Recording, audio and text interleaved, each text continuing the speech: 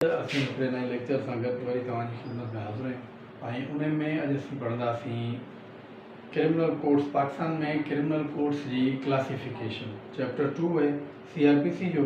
कल में असां पढ़ियोसीं डेफिनेशन क्लास ऐं चैप्टर 1 में CRPC जो थोरो वरितोसीं आइडिया वरितोसीं ऐं अॼु असीं जेको आहे चैप्टर 2 में क्लासिफिकेशन ऑफ क्रिमिनल कोड्स ऐं उन जे बारे में पढ़ंदासीं। सभिनी खां पहिरीं सेक्शन आहे सेक्शन 6। सेक्शन 6 में classes of criminal codes chapter 2 है CRPC जो सेक्शन है जो section number 6 classes of criminal codes. अच्छा हाँ इनमें कुछ अहिड़ा लफ्ज़ आहिनि जिन ते असांखे ख़ासि तवजह ॾियणी आहे, जिनमें जी मिसाल जे तौर ते सेशन जज में असां वटि हिकिड़े जुडिशियल एग्ज़ाम्स में कुझु छोकिरा माना बारीक बीनी जे करे रहिजी विया हलिया।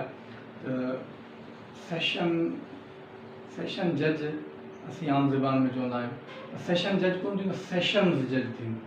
जेकॾहिं असीं कोर्ट लिखंदा आहियूं त कोर्ट ऑफ सेशन, जेकॾहिं जज लाइ इस्तेमालु कंदा आहियूं सेशन्स जज।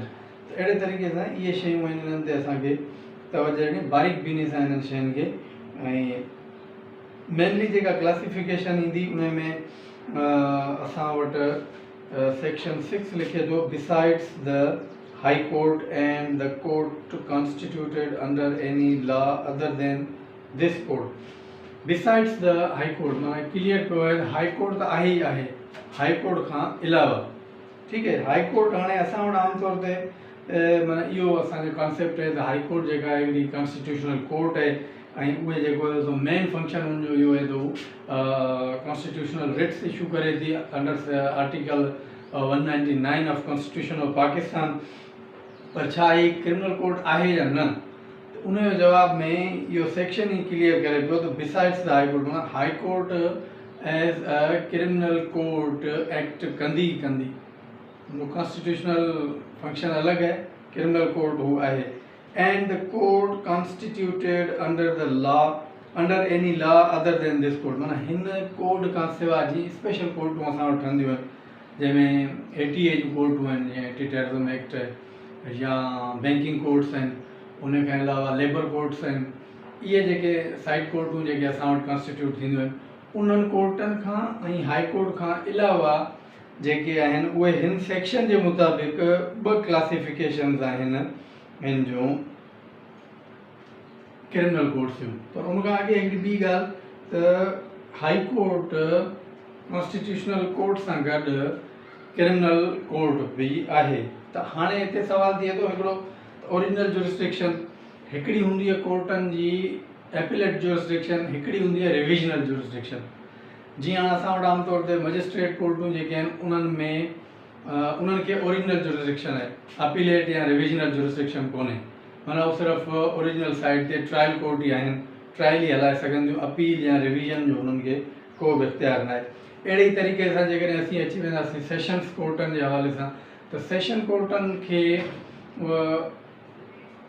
अपीलेट कोर्ट बि आहिनि, साॻी जीअं मजिस्ट्रेट्स कोर्ट मां जेकॾहिं को कन्विक्ट थी अचे। हिकिड़ी ॿी ॻाल्हि त मजिस्ट्रेट कोर्ट मां जेको कन्विक्शन थी ईंदी या जेको रिविजनल ऑर्डर हूंदो उहो सेशन्स कोर्ट में माना उहो चैलेंज थी सघे थो। पर जेकॾहिं एक्यूटल जजमेंट खां हूंदी त उहा वरी हाई कोर्ट में चैलेंज थींदी मजिस्ट्रेट कोर्ट जी। सो बहरहाल त इहो अॻिते हली असीं पढ़ंदासीं इन साॻी CRPC में। पर उन ॻाल्हि जेका हली पए उहा इहा पई हली त ओरिजिनल जुरिस्डिक्शन, अपीलेट जुरिस्डिक्शन ऐं रिविजनल।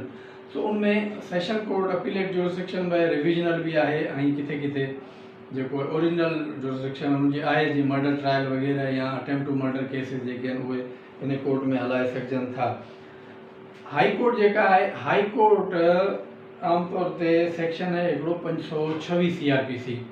526 CRPC में हाई कोर्ट के जेकॾहिं को माण्हू दरख़्वास्त ॾिए थो त हीउ केस असांजो आहे, इहो केस इन कोर्ट मां ट्रांसफ़र करे तव्हां वटि हलायो या कंहिं ॿी कोर्ट ॾांहुं मोकिलो त उन में सेक्शन 526 CRPC में हाई कोर्ट को बि केस पाण वटि कॉल कराए हलाए उनजो फ़ैसिलो ॾेई सघे थी। जीअं हिकिड़ो मशहूरु ज़माना केस आहे पाकिस्तान जी तारीख़ जो ज़ुल्फ़िकार अली भुट्टे साहब वारो केस, उनमें बि ईअं थियो हाई कोर्ट पाण ई मर्डर ट्रायल हलायो ऐं उन में हुनखे सज़ा वग़ैरह जेको सॼो तारीख़ जो हिसो आहे त इहो उन में आहे। पर उनखां अलावा ही जेको सेक्शन 6 चए थो उहा हाई कोर्ट खां अलावा उहे ॿियूं कोर्टूं जेके स्पेशल ऑर्डर जे तहत या स्पेशल लोकल कानून जे तहत ठहनि थियूं, जंहिंमें ATH जूं बैंकिंग कोर्ट्स, लेबर कोर्ट्स या ॿियूं जेके इन तरह जूं कोर्टूं हूंदियूं आहिनि। उनखां अलावा जेका पाकिस्तान में क्रिमिनल कोर्ट्स जी क्लासिफिकेशन आहे उहा ॿिनि सूरतनि में, जे court of session, court of sessions ऐं ॿियो आहे कोर्ट्स ऑफ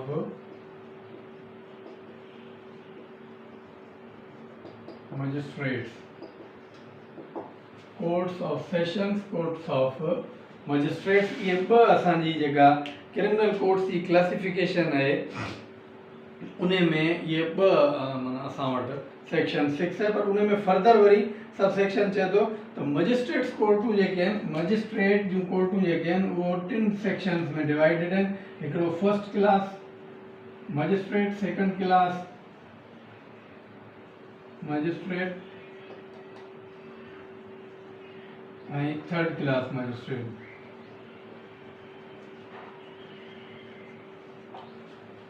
इहे वरी असांजे मजिस्ट्रेट्स जूं जेके क्लासिफिकेशन ॾिनल आहिनि त उहे first class magistrate, second class magistrates ऐं थर्ड क्लास मजिस्ट्रेट्स।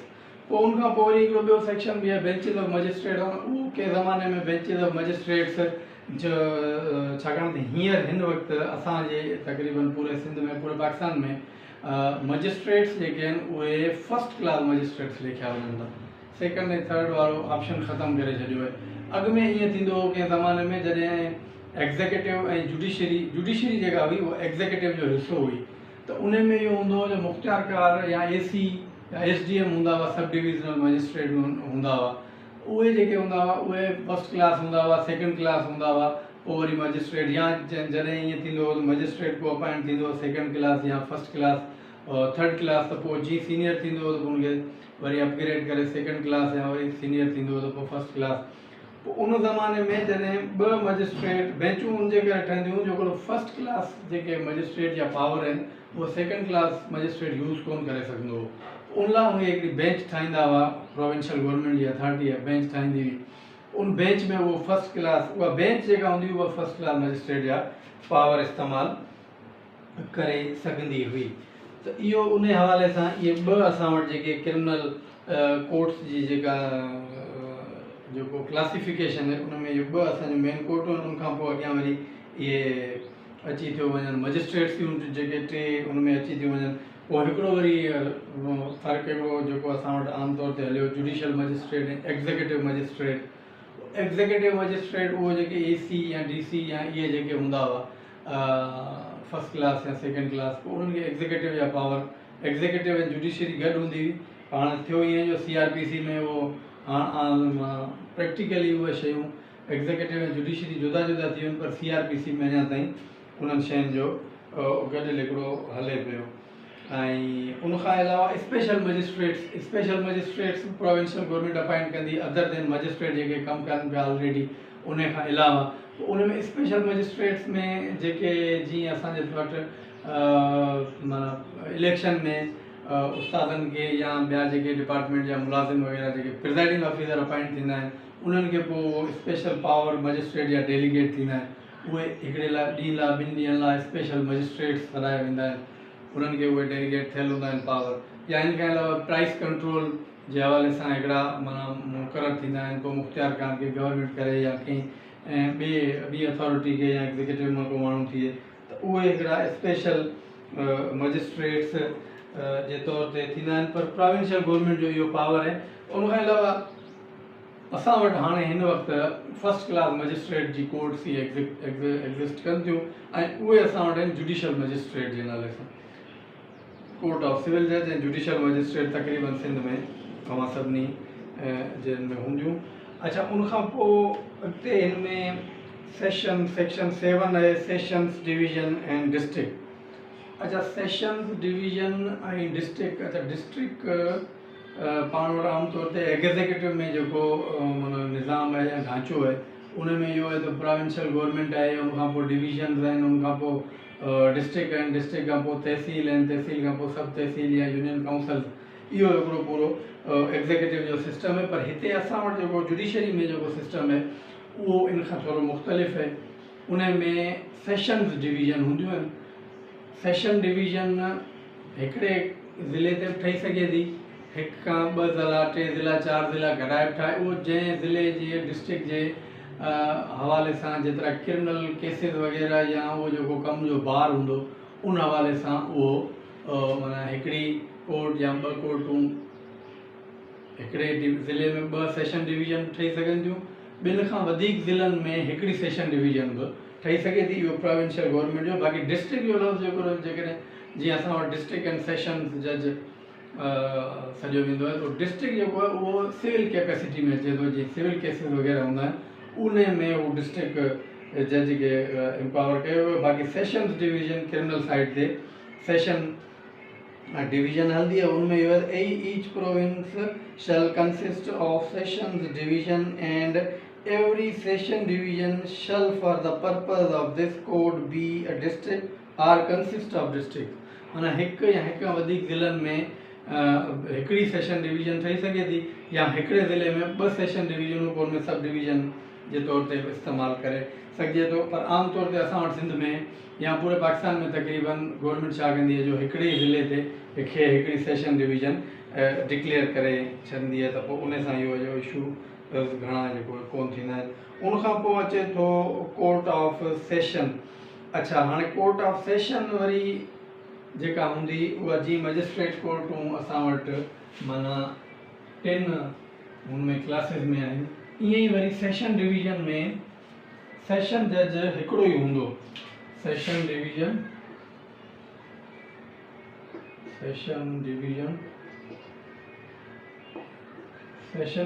में हिकिड़ो हूंदो सेशंस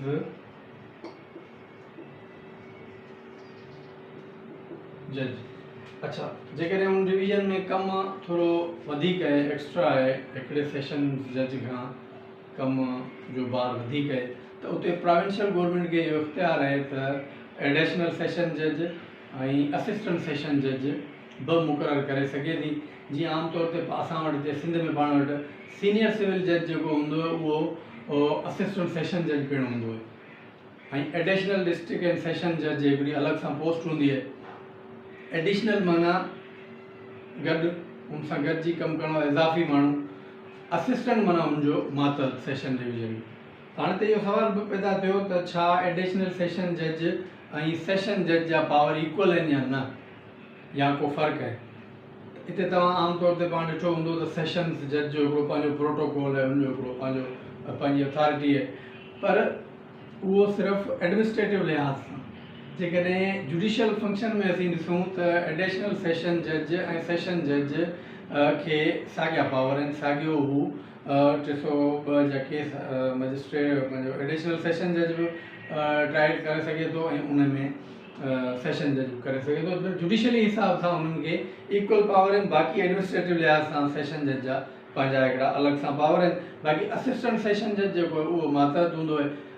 हाणे जेकॾहिं पाण क्लासिफिकेशन ग्रेड वाइज़ करूं त मजिस्ट्रेट सिविल जज जुडिशियल मजिस्ट्रेट जेको हूंदो आहे फर्स्ट ऑफ 18 ग्रेड में अपॉइंट थींदो आहे। उनखां पोइ जॾहिं हुनजो प्रमोशन थींदो आहे उहो असिस्टेंट सेशन जज अब्लिक सीनियर सिविल जज, इहा हुनजी डेज़िग्नेशन हूंदी आहे। उहा 19 ग्रेड में वेंदो आहे। उनखां पोइ थींदो आहे एडिशनल सेशन जज 20 ग्रेड जो। उनखां पोइ 21 ग्रेड में सेशंस जज जेको सेशन डिवीजन में अपॉइंट थींदो आहे। पोइ उहो हिकिड़ी सेशन डिवीजन जीअं हाणे हींअर सिंध में सिजावल डिस्ट्रिक्ट एग्ज़ीक्यूटिव जे हवाले सां डिस्ट्रिक्ट अलॻि आहे, ठठो डिस्ट्रिक्ट एग्ज़ीक्यूटिव जे हवाले सां अलॻि आहे, पर उते सेशंस डिवीजन अञा उहा साॻी हिकिड़ी आहे जेका पुराणे ठठे ज़िले जी हुई। त माना सिजावल ज़िलो ऐं ठठो ज़िलो गॾाए हिकिड़ी सेशन डिवीजन हींअर कमु करे पई ऐं उते हिकिड़ो सेशन जज ठठे ज़िले जी ठठे शहर में जेको हेडक्वार्टर आहे उते ई हूंदो आहे। बाक़ी उते सिजावल लाइ हिकिड़ो एडिशनल सेशन जज ॾिनल आहे, त उते थी सघे थो उते जे हुन सेशन जज उनखे डायरेक्ट जुरिसडिक्शन ॾिनी हुजे केस वग़ैरह जेके सेशन ट्रायल्स आहिनि उन्हनि खे डील करण लाइ, त इहो हिकिड़ो आहे असां वटि। माना उनखां अलावा बाक़ी त को अहिड़ो इशू हिन में आहे कोन। तक़रीबन आउं सम्झां थो हाणे क्रिमिनल कोड्स जी क्लासिफिकेशन जे हवाले सां असीं क्लियर थी विया हूंदासीं। त सभिनी खां पहिरीं माना असांजे पाकिस्तान में आमतौर ते ॿ क्रिमिनल कोर्ट्स आहिनि जंहिंमें कोर्ट ऑफ सेशन ऐं court of magistrates. Court of session में वरी कोर्ट ऑफ एडिशनल सेशन जज, कोर्ट ऑफ असिस्टेंट सेशन जज पिणु कमु कनि थियूं, ऐं कोर्ट ऑफ मजिस्ट्रेट्स में वरी first class magistrate, second class magistrate ऐं थर्ड क्लास मजिस्ट्रेट्स कमु कनि था। हाई कोर्ट खे पंहिंजी हिकिड़ी ओरिजिनल क्रिमिनल जुरिसडिक्शन आहे ऐं रिविजनल बि आहे, अपीलेट बि आहे। ऐं उनखां अलावा उहे कोर्टूं जेके स्पेशल लोकल लॉ जे तहत माना इंस्टीट्यूट कयूं वञनि, एस्टेब्लिश कयूं वञनि, उहे कोर्टूं पिणु एग्ज़िस्ट करे सघनि थियूं। ऐं एग्ज़ॉस्टिव माना सेक्शन 6 एग्ज़ॉस्टिव कोन्हे, माना उन में इहो उन में क्लियर आहे त भई जेकॾहिं प्रोविंशियल गवर्नमेंट चाहे या लोकल या स्पेशल लॉ जे तहत का ॿी कोर्ट क्रिमिनल कोर्ट कॉन्स्टिट्यूट थी सघे थी। पर आम तौर ते ॿ कोर्टूं जेके आहिनि उन में वरी अॻिते हली जेको हिननि जा मजिस्ट्रेट्स जा जेके पावर आहिनि या कोर्ट ऑफ सेशन या हिननि जा जेके पावर आहिनि उन ते अलॻि सां डिस्कस कंदासीं। बाक़ी जेको कोर्ट ऑफ सेशन डिवीज़न जो तव्हां सम्झी चुका हूंदा, हिकिड़े हर माना प्रोविंशियल गवर्नमेंट खे पावर आहे त हिकिड़े टेरिटोरियल जो हिकिड़ी लिमिटेड जुरिसडिक्शन जे अंदरि हिकिड़ी सेशन डिवीज़न हुजे, उनमें हिकिड़ो सेशन जज, उन सां गॾु एडिशनल सेशन जज या असिस्टेंट सेशन जज या ॿिया जेके मजिस्ट्रेट्स आहिनि, पोइ उन्हनि जी जेका टेरिटोरियल जुरिसडिक्शन जेके पाण चऊं त जीअं मिसाल मजिस्ट्रेट रहे त उहो मजिस्ट्रेट खे हिकिड़ो एरिया ॾिनो वेंदो, या जीअं माना पुलिस स्टेशन हूंदा आहिनि, 2 पुलिस स्टेशन, हिकिड़ो PS या 3 या 4 PS हिकिड़े मजिस्ट्रेट खे ॾेई, ईअं मुख़्तलिफ़ मजिस्ट्रेट्स में उन सेशन डिवीज़न जा जेके टोटल PS उन सेशन डिवीज़न में अचनि था उहे उन्हनि ते डिवाइड कया वञनि। पोइ वरी अॻियां असिस्टेंट सेशन जज या एडिशनल सेशन जज या सेशन जज ख़ुदि उहो उन सॼी टेरिटोरियल जुरिसडिक्शन जेका उन सेशन डिवीज़न में अचे थी उन ते एक्ट कंदो। ऐं उन सां गॾु पोइ स्पेशल मजिस्ट्रेट्स वारो जेको आहे सेक्शन, उन में तव्हां प्रोविंशियल गवर्नमेंट एम्पावर्ड आहे स्पेशल मजिस्ट्रेट अपॉइंट करण लाइ। उहे आमतौर ते असां वटि माना इलेक्शन जे ॾींहंनि में या उनखां अलावा प्राइस कंट्रोल या अहिड़े कंहिं आम उन कमकारनि जे हवाले सां अपॉइंट थींदा आहिनि। बेंचिस ऑफ मजिस्ट्रेट्स जो हाणे तसवुरु ख़तमु थी वियो आहे। कंहिं ज़माने में इहो बेंचिस ऑफ मजिस्ट्रेट्स जो तसवुरु हूंदो हो जॾहिं एग्ज़ीक्यूटिव ऐं जुडिशरी गॾु हूंदा हुआ। पोइ उन में सेकेंड क्लास मजिस्ट्रेट्स जेके हूंदा हुआ फर्स्ट क्लास जा पावर तॾहिं इस्तेमालु करे सघंदा हुआ जॾहिं उन्हनि जी बेंच हिकिड़ी कॉन्स्टिट्यूट थींदी हुई ऐं उन बेंच खे पोइ उहो पावर हूंदो हो त उहो फर्स्ट क्लास मजिस्ट्रेट जा पावर इस्तेमालु करे सघे। पर हाणे आमतौर ते असां वटि पूरे में पाकिस्तान में जेके मजिस्ट्रेट्स आहिनि उन्हनि खे फर्स्ट क्लास मजिस्ट्रेट जा पावर ॾिनल आहिनि, त उन हवाले सां इहो इशू बि रिज़ॉल्व थी थो वञे। इहो असांजो अॼु जो हो क्लासिफिकेशन ऑफ क्रिमिनल कोर्ट्स जे हवाले सां हिकिड़ो नंढड़ी कोशिशि जेका तव्हां ताईं असां पहुचाईसीं। ऐं अॻिते असां नेक्स्ट में जस्टिस ऑफ पीस जे हवाले सां 22A ऐं 22B हिकिड़ो मशहूरु आहे ऐं प्रैक्टिसिंग लॉयर्स लाइ जेके माना शुरूआती ॾींहंनि में जेके माना रोज़ी रोटी जो ज़रियो आहिनि उहो 22A ऐं 22B जस्टिस ऑफ पीस वारा जेके मैटर आहिनि, या उनखां अलावा बेल बि कंहिं हद ताईं उहो, ऐं फैमिली मैटर्स में जेके डिज़ोल्यूशन ऑफ मैरिजिस या इहे जेके शयूं आहिनि, इहे असांजे नवनि वकीलनि लाइ रोज़ी रोटी जो ज़रियो शुरूआती ॾींहंनि में हूंदियूं आहिनि ऐं सिखण जो हूंदियूं आहिनि। इहे असीं डिस्कस कंदासीं। ऐं उनखां अलावा असीं पावर्स ऑफ क्रिमिनल कोर्ट्स जेके आहिनि उहे बि डिस्कस कंदासीं। उन में माना मजिस्ट्रेट्स खे छा पावर आहे, फर्स्ट क्लास मजिस्ट्रेट कहिड़ी उनमें सज़ा वग़ैरह ॾेई सघे थो, या सेकेंड क्लास मजिस्ट्रेट खे कहिड़ो पावर आहे, उहो जेको आहे केतिरे इख़्तियार ताईं कमु करे सघे थो। इहे शयूं असीं अॻियां इंशाल्लाह नेक्स्ट लेक्चर में असीं डिस्कस कंदासीं। उन सां गॾो गॾु हिकिड़ी ॿी रिक्वेस्ट, असांजे चैनल खे सब्सक्राइब कयो, लाइक कयो ऐं बेल आइकन जो बटन ज़रूरु दबायो त जीअं असांजो हर ईंदड़ वीडियो तव्हां ताईं पहुची सघे। ऐं उन सां गॾु गॾु हिन लेक्चर जे बारे में फीडबैक खां असांखे ज़रूरु आगाह कजो त जीअं असीं हिन चैनल खे असांजी इन कोशिशनि खे बहितर खां बहितर ताईं तव्हां ताईं पहुचाए सघूं। महिरबानी, अल्लाह हाफ़िज़।